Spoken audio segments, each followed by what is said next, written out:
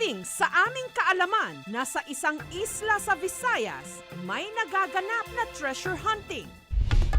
Ang aming team tumawid ng dagat. Sumakay ng habal-habal. Hanggang narating nila ang paanan ng kuwebang ito kung saan may dalawang hukay.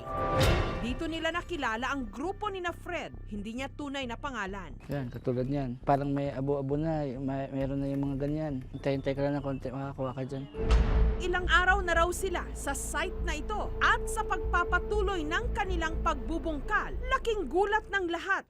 Bigla na lang silang may nahukay. Anong klaseng bato ito? Isa nga ba ito kayamanan? Sa bahay na ito, makikita ang mga batong hugis bilog pero ang nagpapa-espesyal sa mga ito, ang nakaukit na mistulang mga mata, ilong at bibig. Meron ding ilang bato na may kamay na nakapatong sa tiyan. Kalimitan daw ang mga itong nahuhukay sa mga tuktok ng bundok o sa paligid ng mga kuweba. Palatandaan daw na meron ditong mga yumao, mga anthropomorphic o yung kawangis ng tao. Kaya ang tawag dito, tao-tao. Patago raw ang bentahan ng mga ito sa merkado at umaabot ng daan-daang libong piso. Pero saan nga ba ang mga ito nagmula? Sa isla na kilala sa kanilang sandbar, ang Gigantes Island sa Carles sa Iloilo. Ang antique collector na si Louie, hindi niya tunay na pangalan, nakabili ng pinaniniwalaang mga antigong bato. Una akong nakakuha ng stones nung hinatid dito sa amin, mga 7 to 8 years ago. Although maraming silang pinapakita, pinipili ko lang yung mga magagandang itsura. May 15 piraso nga ng tao-tao at hayop na nakadisplay sa kanyang bahay ngayon na nagkakahalaga raw ng libo-libong piso. Nakita ko siya, na-excite ako. Kasi syempre ang papasok sa utak mo, bagong discovery. Pag napatunayan siya na totoo siya, sobrang laking impact niya sa history ng Panay Island. Magandang potential siya for tourism. Archaeological find talaga siya. Ibinibenta na rin daw ang mga ito online. Kung magkasundo kayo sa price, kasi tumatawad naman po sila, nagme-meet up lang kayo kung nasa isang lugar kayo. Pero kung malayo talaga mga Manila or mga Luzon o iba pang bahagi ng Pilipinas, parang nagpapadala sila muna ng pera. Si Attorney Dominador Buhain, nabentahan din daw ng halos 100 mga tao-tao noon pang 2005. May isang lalaki na kinausap ako at sabi niya meron daw siyang ibebentang mga bato. Kung ang bato, sinabi niya ay may mga disenyo ng mga iba-ibang klaseng forma ng tao at ng hayop. Nung nakita ko nga itong mga bato na to, nakita ko talaga, talagang luma. Hindi basta magagawa ng madalian. Nabili raw ito ni Attorney Buhain ng 100,000 pesos kada sako. Ito parang naiiba bawat bato. Ginawa talaga to ng habang panahon at talagang siguro ina-identify as certain ng isang tao.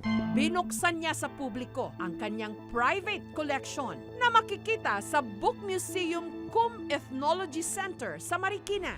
Ang kanyang koleksyon nagkakahalaga raw ngayon ng 3 million pesos. Ang replica kasi ay parang meron tinatawag silang hulmahan at pag ang lumalabas na mga produkto ay parang magkakapareho. Pero nagkalat din daw ang mga replika o yung mga pekeng tao-tao. May iba diyang pictures sa FB, yung mga rough walang paggagawa. Alam mo naman yung bago kasi yung antique, through time maging smooth. Yung mga peke, medyo coarse ang paggagawa. Si Alvin, hindi niya tunay na pangalan, supplier daw ng tao-tao. At meron daw siyang video na magpapatunay na authentic ang kanyang mga ibinenta. Ano nga ba yan? Ano? Ito may mga bukod-bukod ano. Para sa amin, 101% totoo itong mga stones na ito. At kailangan ng atensyon ng mga archaeologists na pag-aralan. Sa loob lang daw ng 3 buwan, sa racket na ito, kumita siya ng mahigit 1 million pesos. Partly na paggawa ng bahay, partly nabayaran yung mga outstanding loans, nakabili ng sasakyan. Ang sistema is, may contact kami doon sa island. Tatawag siya, i-describe niya yung kung anong mga items meron silang nahukay doon sa island, like beads, stones, mask, at kung ano-ano pa. Weekly yung dating ng artifacts. So, dadalhin yan sa isang town. Pwede ka doon bumili o pumili ng kanilang mga nadala. Sakto raw dahil may alam siyang grupo na naghuhukay din sa Gigantes Island. Sa paghuhukay ng grupo ni na Fred, ipinakita sa amin ni Fred ang lugar kung saan madalas daw silang nakakakuha ng artifacts. Hindi mahirap kasi sandy loam ito eh. Ito yung type ng lupa ng buwaghag. Mababaw lang ito, mga 2 to 3 feet, and then makakakita ka doon ng mga pottery, mga stones, mga maskara, mga buto na tao. Yan, katulad yan. Parang may abo-abo na, meron na yung mga ganyan. Hintay-hintay ka lang ng konti, makakuha ka dyan. Maya-maya pa, Tao-tao yan.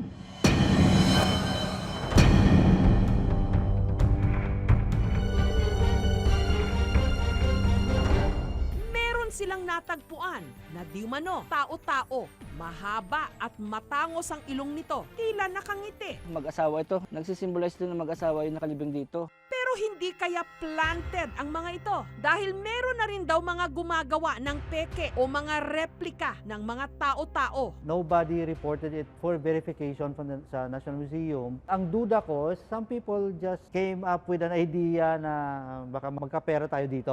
Hindi kaya bahagi ito ng modus ng mga nagbebenta. Ipinapakita nila ang mga di umano patunay na nahukay talaga nila ang mga ito. Huwag yung nilagay. Yun ang tatao na matugapon ng simbahan mo. 3 araw kung kutkot mo. Subong agapon nakuha. Paalala, Any excavation kung walang permit, that is illegal. Kung may disposal of the items, much more that is regulated by the government. Kasi dapat may tax, corresponding tax para ibigay mo sa gobyerno. Republic Act 10066, the function and authority and permitting requirements sa treasure hunting doon na sa Office of the National Museum. meron din itong parusa. A minimum of 200,000 pesos fine and imprisonment of at least 10 years. So, na time may nahuli kami, yung kawasan tagya sa dota. Sabihin ka lang hindi ka na mag-uulit. Kaso po, kailangan na rin ng pera. Si Edward Chua, antiquarian o yung nag-aaral ng mga antik. Matagal na raw pinag-aaralan ng tungkol sa mga tao-tao sa Gigantes Island. Minsan kasi sa kaugalian ng mga tao noon, pag namatay sila, meron silang tinatawag na guardian kasi ayaw nilang maagaw yung mga kaluluwa nila. The many stonehead na may makikita mo doon sa abugyan nila, mas maganda raw, mas marami kang guardian.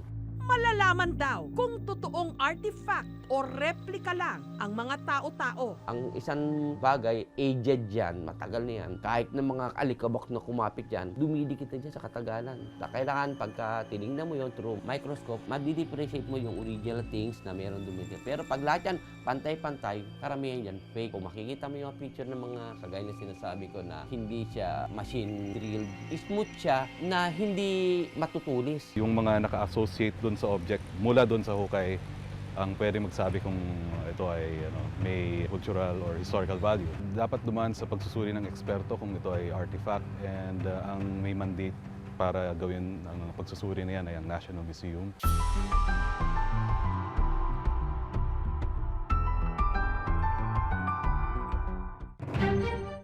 May pera na naging bato pa ang mga ito, mga sinaunang bato na nagiging pera. Pero kung totoong mga pamana ito ng ating kasaysayan, hindi ba't mas maganda kung masisilayan ang mga ito ng mas marami? Ilantad, huwag itago. Mga kapuso, kung nagustuhan niyo po ang videong ito, subscribe na sa GMA Public Affairs YouTube channel. And don't forget to hit the bell button for our latest updates.